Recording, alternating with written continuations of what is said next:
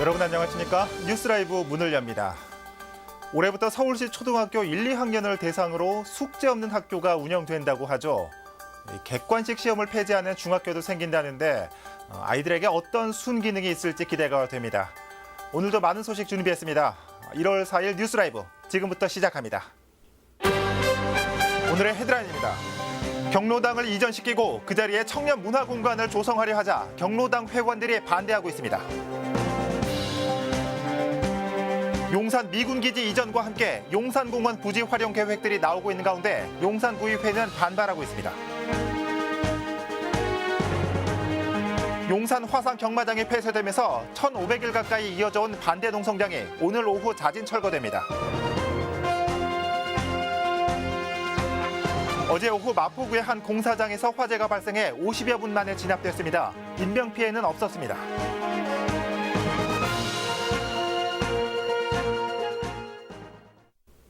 오랜 시간 주민과 갈등을 빚어온 용산 화상 경마장이 지난해 말 폐쇄됐죠. 1,700일 넘게 현장에서 반대 운동을 펼쳐온 주민들이 오늘 농성장을 정리한다고 하는데요. 현장에 나가 있는 취재기자 연결해 자세한 얘기 들어보도록 하겠습니다. 김동훈 기자. 네, 저는 지금 철거를 앞둔 용산 화상경마장 반대 농성장 앞에 나와 있습니다. 네, 지금 김 기자 뒤로 보이는 농성장이 오늘 철거를 한다고요? 네, 그렇습니다. 제 옆으로 지금 이 천막이 하나 보이실 겁니다. 바로 이곳이 용산 화상경마장 반대 운동을 외쳐왔던 농성장인데요. 여기에는 이 도박장 아웃이라는 문구와 함께 그리고 용산 화상경마장 반대를 요구하는 주민들의 요구가 적힌 플래카드도 걸려 있습니다. 예. 이곳은 용산 화상경마장 반대운동 1705일 그리고 천막농성 1440일의 노력이 깃든 공간인데요. 지난해 12월 31일을 끝으로 용산 화상경마장이 폐쇄함에 따라 이곳 농성장도 오늘 철거에 들어갑니다. 철거는 오늘 오후 2시부터 진행되는데요. 이곳 천막과 함께 농성장을 철거하고 그간의 노력을 기념하는 조형물 제막식도 함께 진행될 예정입니다. 예, 어느덧 4년이 됐네요. 그동안 숱한 우여곡절이 있던 곳인데 그동안의 과정 좀 정리해 주시죠. 네, 지난 2015년 5월 이 한국마사회가 주민들의 반대에도 불구하고 바로 이곳에서 용산 화상경마장 운영을 시작하면서 갈등은 불거졌습니다. 이후 주민들은 추방대책위원회를 꾸리고 용산 화상경마장 폐쇄를 요구하는 반대 운동을 계속해왔습니다. 무려 1,700일이 넘게 진행되어 왔는데요. 네. 수년째 이곳은 이전을 하느냐 마느냐, 폐쇄를 하느냐 마느냐 뜨거운 감자로 부상했던 곳입니다. 그랬죠. 결국 지난해 8월 한국마사회와 농림부 그리고 추방대책위원회가 최종 조율을 마치면서 폐쇄로 일단락된 곳입니다. 예, 그동안 이 반대 농성을 이어온 주민들에게도 오늘의 철거가 남다를 것 같습니다. 현장의 목소리가 궁금한데 좀 들을 수 있습니까? 네, 그렇습니다. 이 주민들이 똘똘 뭉쳐서 활동해왔던 추방대책위원회가 용산 화상경마장 폐쇄에 이르기까지 상당한 큰 성과를 거뒀다고 볼 수 있습니다. 그래서 소외도 남다를 것 같은데요. 추방대책위원회 대표 모시고 함께 얘기 나눠보도록 하겠습니다. 네. 대표님 안녕하십니까? 안녕하십니까? 네. 이 상당히 긴 시간이 걸렸습니다. 결국 오늘 철거를 앞두고 있는데요. 소외도 남다를 것 같습니다. 소외는 어떻습니까? 저희 대책이 집과 같고 그리고 사랑방 같았던 곳인데 다시 못 본다고 생각하니까 많이 그리워질 것 같아요. 네. 그립다는 말씀이 조금 더 아이러니하게도 다가오는데요. 네. 그렇다면 오늘 이 철거를 2시부터 진행되는데 철거 이후에 또 어떠한 활동을 계획하고 계시고 또 어떠한 것들이 남아 있습니까? 대책위는 해단을 할 거고요. 그렇지만 우리는 각자 일상으로 돌아가서 또 그 자기가 단체에 소속해 있는 곳에서 좀 더 나은 사회와 용산을 위해서 계속 앞장서서 나가겠습니다. 네. 예, 대표님 오늘 말씀 잘 들었습니다. 고맙습니다. 네, 무려 1,700일 넘게 용산 화상경마장을 폐쇄하기 위한 반대 운동이 계속되었습니다. 결국 주민들의 목소리를 이길 수는 없었는데요. 그래서 오늘의 철거가 더욱더 의미가 있는 것 같습니다.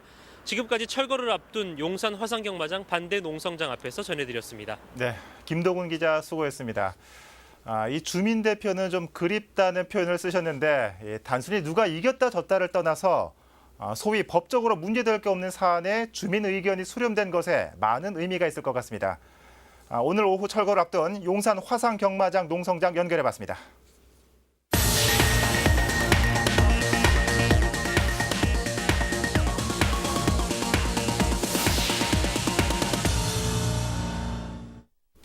서대문구가 창천동에 위치한 경로당에 청년들의 문화공간 조성을 추진하고 있습니다. 어쩔 수 없이 원래 있던 경로당은 이전할 수밖에 없는 상황인데요. 하지만 일부 경로당 회원들이 대체 공간을 두고 반대 입장을 보이고 있습니다. 보도에 오신영 기자입니다. 서대문구 창천동의 한 경로당 앞입니다. 구는 지난 2016년부터 이곳에 청년문화 전진기지 조성을 위한 계획을 세웠는데요. 하지만 현재 경로당 앞에는 이전을 반대하는 현수막이 붙어 있습니다. 서대문구는 지상 3층 규모의 청년 문화공간 조성을 추진하면서 경로당의 이전도 함께 계획했습니다. 이 과정에서 경로당 회원들과 사전 상의 없이 진행됐다는 문제가 발생한 겁니다. 구는 300여 미터 떨어진 곳에 대체 공간을 마련했지만 일부 경로당 회원들은 공간이 터무니없이 좁아 이전할 수 없다는 입장입니다. 지난 1996년 조성된 현재 경로당은 회원 108명이 가입해 평균 50여 명이 이용하고 있습니다. 이게 한 40평 정도 넘어 돼요, 실내가. 그런데 저쪽은 얼마냐 하면은 19평이에요. 19평도 기역자로 꺾여가 있기 때문에 협소해서 첫째는 갈 수 없다는 조건 중에 하나고. 서대문구가 노인정의 이전을 대비해서 지난해 9월 준공을 마친 새로운 노인정입니다. 새 경로당은 일부 경로당 회원들의 반대에 부딪히면서 현재는 운영되지 않고 있습니다. 지상 2층 구조로 내부에는 주방과 가전제품, 가구 등이 비치됐습니다. 어르신들의 편의를 위한 엘리베이터도 설치됐습니다. 구는 지난해부터 80여 회의 간담회를 통해 설득 작업을 펼쳤지만 별다른 성과를 거두지 못했습니다. 최근에는 새 경로당까지 가는 길에 경사가 있어 접근하기가 어렵다는 문제도 제기된 상황입니다. 그 불만이나 불편한 사항을 최소화시키기 위해서 내부나 이런 공간 조성에도 많이 신경을 썼었고요. 새로운 공간에 또 적응을 하면 잘 지내실 거라고 믿고 계속 설득 작업에 나서겠습니다. 경로당 이전을 둘러싸고 서대문구청과 경로당 회원들의 팽팽한 줄다리기가 계속되고 있습니다. 딜라이브 서울경기 케이블 TV 오신영입니다. 정부가 지난 7월 용산 미군기지의 평택 이전을 공식화했습니다. 111년 만에 용산공원 부지의 반환을 앞두고 있는 가운데 공원 보건 부지에 여러 기관의 설립과 이전 계획이 나오고 있습니다. 하지만 용산구의회는 반발하고 나섰는데 이유가 뭘까요? 천서영 기자입니다. 정부가 복원되는 용산공원 부지에 국립한국문학관을 건립하겠다고 한 건 지난해 11월. 지역 간 유치 경쟁 과열을 방지하고 대표성과 상징성 등을 고려해 부지를 선정했다고 밝혔습니다. 2021년 하반기 개관을 목표로 608억 원의 예산을 투입해 문학관을 건립하겠다는 게 정부의 설명입니다. 용산구의회는 이 같은 정부의 계획에 즉각 반발하고 나섰습니다. 111년 만에 반환되는 용산공원은 부지 전체가 오롯이 자연생태공원으로 만들어져야 한다는 것. 용산구민, 나아가 서울시민이 바라고 있고 역사적 상징성도 갖고 있기 때문이라고 설명했습니다. 우리들만의 공원이 아닌 세계적인 생태공원을 만들고자 하는 겁니다. 향후 그 100년을 내다보는 그런 공원이, 그런 국가공원이 역사와 생태가 살아있는 그런 국가공원을 만들고자 해서 문학관 건립으로 인한 용산공원의 훼손을 받아들일 수 없고 한 개 기관의 건립 계획이지만 타 기관의 이전이나 설립 계획이 우후죽순 나올 수 있다는 점도 우려했습니다. 이게 그 문체부만의 일은 아닐 것 같습니다. 왜냐하면은 문체부에 문학관이 들어오게 되면은 여타 그 정부의 다른 기관들이 아마 틀림없이 또 들어오려고 할 것입니다. 그건 이제 용산 공원 조성 특별법에 반한 것이고. 구의회는 정부 계획에 대응하기 위해 결의안을 채택했습니다. 자연 생태공원으로의 복원을 핵심으로 공원 복원을 위한 범정부기구에 용산구를 포함해달라고 요구했고 미국 대사관 예정부지와 드래곤힐 호텔 등 잔류시설의 이전도 촉구하고 나선 것입니다. 또 구의원 전원이 참여하는 특별위원회 구성도 마무리했습니다. 4일 현장 보고를 시작해 토론회 개최와 의견 청취, 현장 방문 등을 진행할 예정으로 용산공원 복원과 관련한 다양한 방안과 의견들을 정리해 정부 등 각 기관에 전달할 예정입니다. 딜라이브 서울경기 케이블 TV 천선입니다. 공사 중단될 위기였던 중구의 서소문 역사공원 사업에 예산이 투입되면서 연내에 완공될 예정입니다. 찾아가는 동주민센터가 전동으로 확대되는 등 올 한 해 달라지는 중구의 정책들을 소개해드립니다. 올 한 해 중구의 지도가 달라집니다. 예산 중단으로 지지부진했던 서소문 역사공원 사업에 87억 원이 배정되면서 정상 궤도에 오른 겁니다. 지상은 역사공원, 지하는 기념공간으로 꾸며질 서소문 공원은 현재 공정률 30%로 중구는 연내에 공사를 끝마쳐 일반에 공개한다는 계획입니다. 오는 6월 장충동에는 3천여 제곱미터 규모의 광장이 새롭게 조성됩니다. 3호선 동대입구역 인근에 남산에서 청계천으로 흘렀던 남소문동천을 재현한다는 것. 이를 통해 동국대와 족발거리, 장충단 공원을 연계한 복합문화거리로 꾸며질 예정입니다. 다음 달 중림동에는 구립어르신 데이케어 센터와 장애인 주간보호센터가 들어서고 보행환경 개선과 서울로 7017과의 연계길도 추진됩니다. 복지 분야도 달라집니다. 현재 4개 동에서 시범적으로 시작된 찾아가는 동주민센터는 5월부터 전동으로 확대돼 방문복지 서비스가 본격화되고 이달부터 자녀 출산 시 첫째 아이부터 20만 원, 둘째와 셋째 아이 출산 시 각각 100만 원과 200만 원이 지급됩니다. 딜라이브 서울 경기 케이블 TV 박용입니다. 지난달 광진구의회 본회의에서 광장동 폐기물 처리 시설 설치 예산이 통과됐습니다. 그동안 폐기물 처리 시설을 반대하던 주민들은 더 큰 목소리로 반발하고 있습니다. 급기야는 지역 곳곳에 1인 시위까지 등장했습니다. 보도에 조성엽 기자입니다. 노년의 남성이 피켓을 들고 한 빌라 앞에 섰습니다. 지난달 광장동 폐기물 처리 시설 설치 예산이 구의회를 통과하자 예산 확정에 결정적인 한 표를 행사한 한 구의원 집 앞에서 1인 시위에 나선 겁니다. 반대를 해놓고 배반해서 양심불량자입니다. 결정적인 역할을 해서 공사를 진행하게끔 만드는 것이 김기동 구청장 집 앞도 예외는 아닙니다. 80이 넘은 나이의 남성은 영하 5도의 날씨도 아랑곳하지 않고 구청장 규탄에 앞장섰습니다. 청소년을 잘하는 동이라고 자랑까지 했던 그 구청장이 그곳에다가 쓰레기 분쇄장을 만든다는데 구청 정문에서도 시위는 계속됩니다. 구청장을 도와서 이 일을 추진하는 모든 사람들한테 알리고 또 구청에 다니는 모든 주민들에게 이 사실을 알리고 싶어서 여기까지 와서 집회를 하게 됐습니다.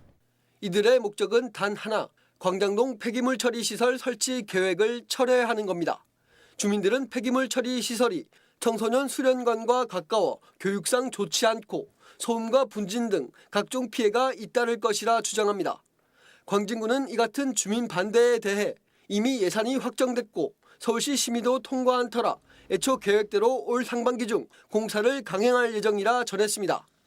주민들은 각종 물리력과 법적 조치를 동원해서라도 폐기물 처리 시설을 막겠다고 밝혀 양측의 마찰은 불가피해 보입니다. 딜라이브 서울경기 케이블 TV 조성엽입니다.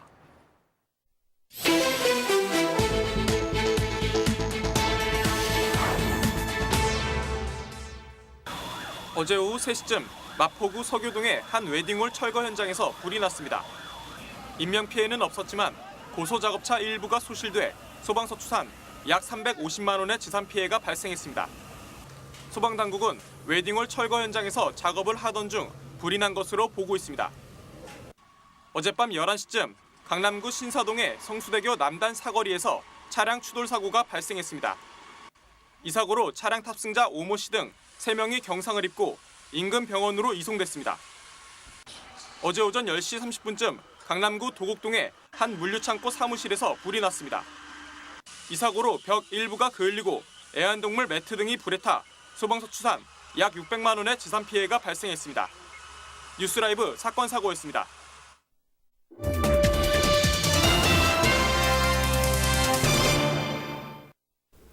조국을 잃고 외국에 뿔뿔이 흩어져 살아야 했던 사람들을 디아스포라라고 합니다. 지난 한 세기 동안 강제 이주와 징용으로 타국에 끌려간 한국인은 100만 명에 이릅니다. 이들의 서름을 담은 전시회가 강동구에서 열렸습니다. 박영찬 기자입니다. 외딴 거리에 쓸쓸하게 서 있는 노인. 구소련의 강제 이주 정책으로 중앙아시아에서 살게 된 고려인 한 야코브 씨의 모습입니다. 너무 오랫동안 땅에 파묻혀 있던 탓에 삭아버린 뼈조각. 일제의 강제징용으로 숨진 조선인들의 유해입니다. 조국을 잃고 타국 땅에 흩어져 살아야 했던 코리안 디아스포라들의 삶을 기록한 전시회가 열렸습니다. 구소련 강제 이주 정책으로 중앙아시아에서 살고 있는 고려인들을 비롯해 일제에 강제징용된 조선인들의 모습이 담겼습니다. 고려인들이 중앙아시아로 강제 이주된 지 80년이 되는 해였습니다. 중앙아시아에 계신 고려인들 분들의 이야기를 좀 많이 전시에 소개를 했고 노동 희생자들에 관한 그런 이야기들을 좀 전시를 하고 있습니다.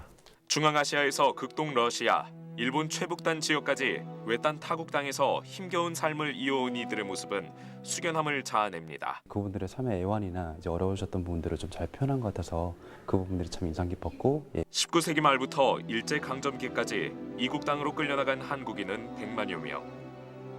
잿빛으로 얼룩진 사진들은 피와 눈물로 점철된 우리의 아픈 역사를 보여주고 있습니다. 딜라이브 서울 경기 케이블 TV 박영찬입니다.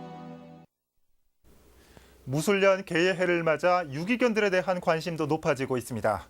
최근 강동구에 카페형 유기견 입양센터가 새로 문을 열었는데요.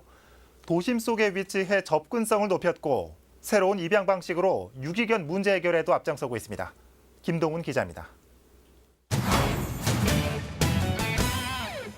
강동구에 새로 문을 연 유기견 입양 카페 리본센터입니다. 유기동물 보호소로 누구나 즐겨 찾을 수 있는 카페처럼 조성됐습니다.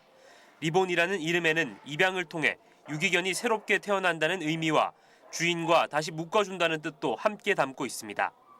이곳은 유기견들이 마음껏 뛰어노는 애견 놀이터입니다. 현재 이곳에는 14마리의 유기견들이 생활하고 있는데요. 이 중 9마리가 새로운 주인을 찾게 됐습니다. 입양의 기회는 누구에게나 열려 있지만 일반 펫샵과 다르게 한 달의 숙려 기간과 입양 후 5주 동안의 교육을 거쳐야 하는 것이 특징입니다. 지역 내에서 발생한 유기동물에 대해서 우리 지역에서 이 유기동물들을 한번 분양을 해보자, 그런 취지를 시작했고요. 지금 현재 저희가 유기동물들의 한 50% 이상이 그 입양이나 또 주인이 안 찾아가는 바람에 다 안락사를 당하고 있어요. 그런지 안타까움도 있고 해가지고 저희가 이런 시설을 만들게 되었습니다. 강동구에서 한 해 발생하는 유기견은 약 300마리. 강동 리본센터가 반려견과 반려인을 하나로 묶는 새로운 연결고리가 되고 있습니다. 딜라이브 서울경기 케이블TV 김동훈입니다. 자치단체와 지역 자활센터에서는 저소득 주민들의 경제적 자립을 위해 자활기업의 창업을 돕고 있습니다. 지난해 처음으로 청소 전문업체를 낸 강남구에서는 4년의 준비 기간을 거쳐 카페를 선보였습니다. 지혁배 기자입니다. 주택가 골목에 들어선 카페입니다. 동네 어디서나 볼 수 있는 소규모 점포입니다. 커피 냄새 가득한 매장에선 중장년 바리스타들이 커피와 차를 준비하느라 분주합니다.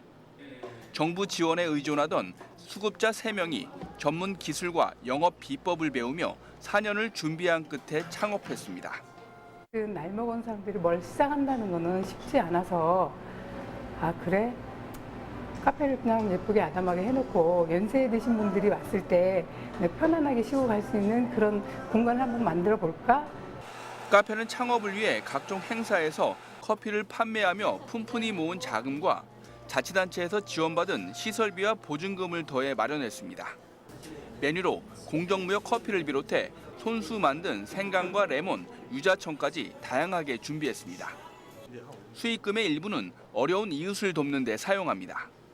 우리가 기업은 나갈 수 있구나라는 희망을 가졌을 때 참 좋았었어요. 그래 나와서 해보니 잘했다라는 생각은 들고 있습니다. 강남구에선 지난해 처음으로 청소 전문 업체가 안착한 이후 이번에 카페까지 모두 3개의 자활기업이 창업했습니다. 올해는 2-3개 이상의 기업이 시장 진입을 준비하고 있습니다. 강남구에서 이제 일할 수 있는 근로 능력을 가지고 계신 선생님들에게 자활센터에 가셔서 일하고자 하시는 선생님들은 또 배치가 돼서 같이 함께 일을 하실 수가 있으십니다. 저소득층의 경제적 자립을 위한 자활기업이 도움을 받던 수급자들에게 새로운 희망의 꽃을 피울 수 있는 기회의 장이 되고 있습니다. 딜라이브 서울경기 케이블TV 지역보입니다. 올해 서울 시내 공립유치원이 지난해보다 2배 이상 늘어날 전망입니다. 서울시 교육청은 3일 기자회견을 열고 이 같은 내용을 담고 있는 2018년 주요 업무 계획을 발표했습니다. 주요 계획안에 따르면 올해 병설 유치원 신설 규모는 16개 원에 47개 학급 규모며 반설 유치원도 한 곳 7개 학급이 늘어날 전망입니다. 이 같은 규모는 지난해 9개 병설 유치원을 신설했던 것에 비해 2배 가까이 증가한 것으로 유치원 교육과정 운영의 내실을 강화하기 위한 것이라고 교육청은 설명했습니다. 또 교육청은 내년에 병설 유치원 18개 원, 26개 학급을 신설하고 2020년에도 10개 원, 36개 학급을 신설합니다. 서울시가 천호대로 확장 공사를 올 상반기 마무리할 전망입니다. 천호대로 확장 공사는 광나루역에서 아차산역 사이 병목 구간 900m를 6차로에서 10차로로 넓히고 2.6km 구간에 중앙버스 전용 차로를 설치하는 사업입니다. 또 애초 아차산 자락과 구이 이동이 이어져 있던 것이 천호대로 건설로 단절된 만큼 천호대로 터널 상부에 물놀이장과 공연장, 전망대 등을 설치한 공원을 조성합니다. 한편 천호대로 확장 공사는 지난 2010년부터 시작됐지만 예산 문제 등으로 당초 계획보다 공사가 지연되면서 주민 민원이 제기돼 왔습니다.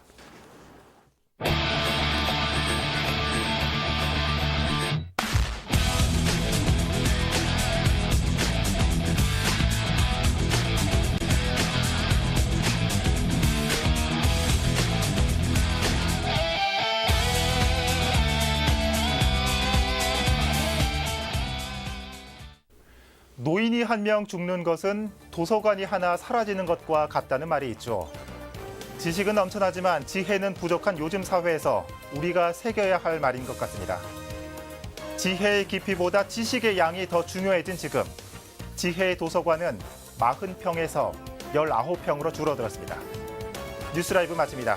시청해주셔서 고맙습니다.